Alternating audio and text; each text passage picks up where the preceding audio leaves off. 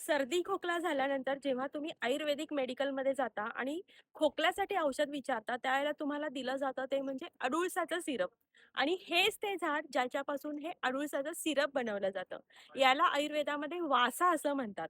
त्याचसोबत याची जी फुलं आहेत ना, याचं तोंड उघडलेल्या सिंहाच्या तोंडाप्रमाणे दिसतं म्हणून याला सिंहास्य असं सुद्धा म्हटलं जातं. आणि बरं का, फक्त सर्दी, खोकला, दमा किंवा श्वसन संस्थेचे जे काही विकार असतात, यामध्येच नाही तर याचे बरेचसे अजून फायदे आहेत. औषधीकरणासाठी याची पानं वापरली जातात, याची फुलं वापरली जातात, त्याच्या वाळलेल्या पानांपासून चूर्ण बनवलं जातं. तसंच या झाडाची जी मुळं आहेत ती सुद्धा औषधासाठी उपयुक्त असतात. या पानांपासून रस काढला जातो, त्या रसापासून तूप बनवलं जातं आणि हे जे तूप आहे ना, जेव्हा आपल्याला नाकातून रक्तस्राव होतो किंवा जेव्हा मूळ व्याधीचा रक्तस्राव होतो किंवा स्त्रियांच्या मध्ये जेव्हा अंगावरून जाणं थांबत नाही, अशा विकारांमध्ये ह्यापासून बनवलेलं तूप हे खूप उपयुक्त असतं.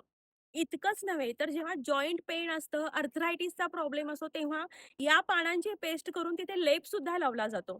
तर तुम्ही या बहुगुणी वासाचं, अडुळसाचा उपयोग कधी आयुष्यात केला आहे आणि त्याच्यापासून तुम्हाला काय फायदा झाला आहे, ते कमेंटमध्ये नक्की सांगा.